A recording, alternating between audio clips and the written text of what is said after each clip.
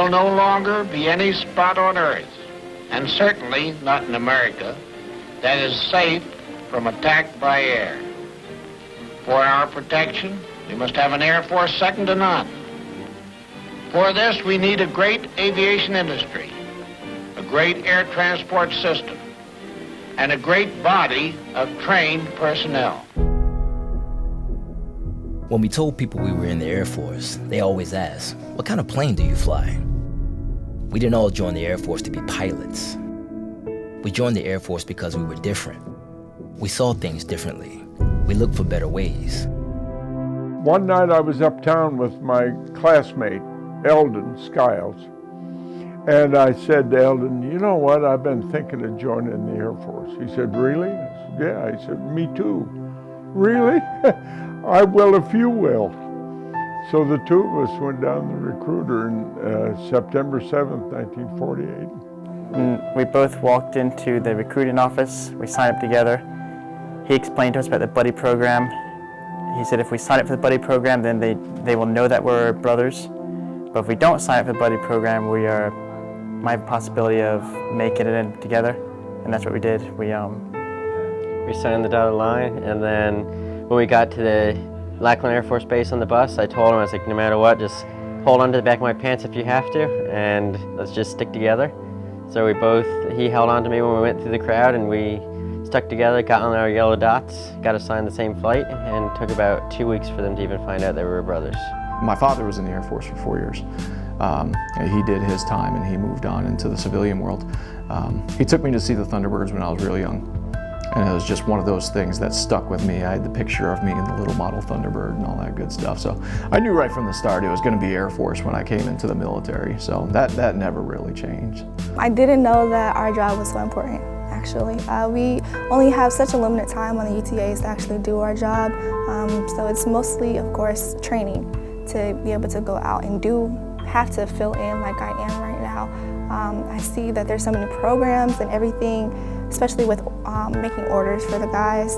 Everything's very intricate, from medical appointments to making sure that we're ready to go out there and support the mission. Every job matters and is important and has a piece of the puzzle, the big puzzle.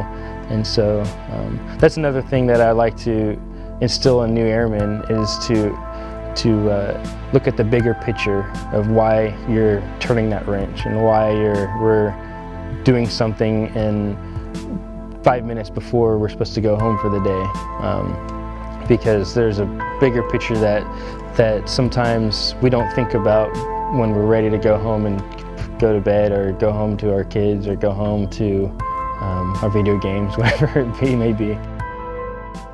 You know, it's crazy. You're just in charge of so much. Like, you're in charge of the receiver aircraft, you're making sure everyone's safe, you're making sure things are going the right way.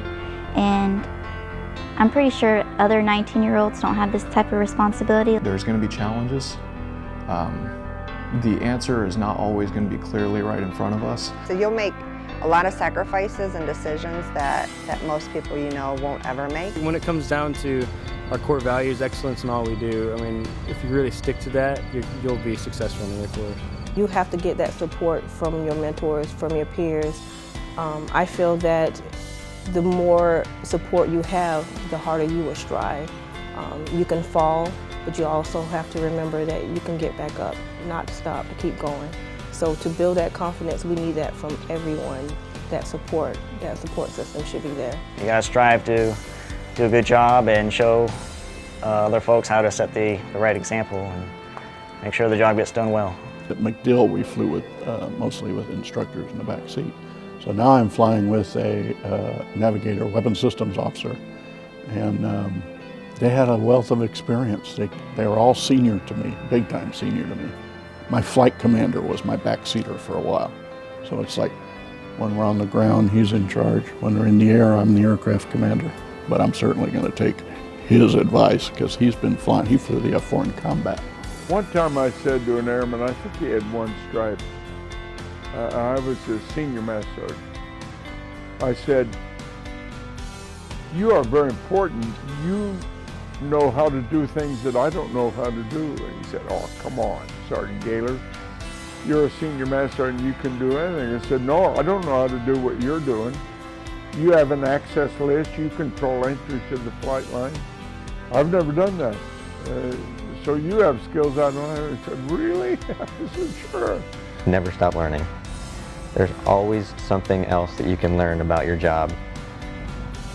There's always, you can find AFIs and regs that will apply to your job. Even reread the ones that you thought you knew by heart. Read them again, because they're always rewriting them. As leaders now and leaders, you know, from here on out, you have to make sure that the people that are coming behind you, they have all the tools and support that they need, because they're the ones that are going to protect you and your families when you're no longer doing that. Give it all you got. And when you, even before you come to work, be ready to give it all you got, because your country's depending on you, your Air Force depending on you. So come to work 110%. Mathematically, that's impossible, but physically and mentally, we do it every day. For nearly 75 years, the men and women of MacDill have lived a commitment to airmen, mission, and community. You've supported our troops through each generation of challenges. You have shouldered some of the heaviest responsibilities in dealing with the challenges of this new century.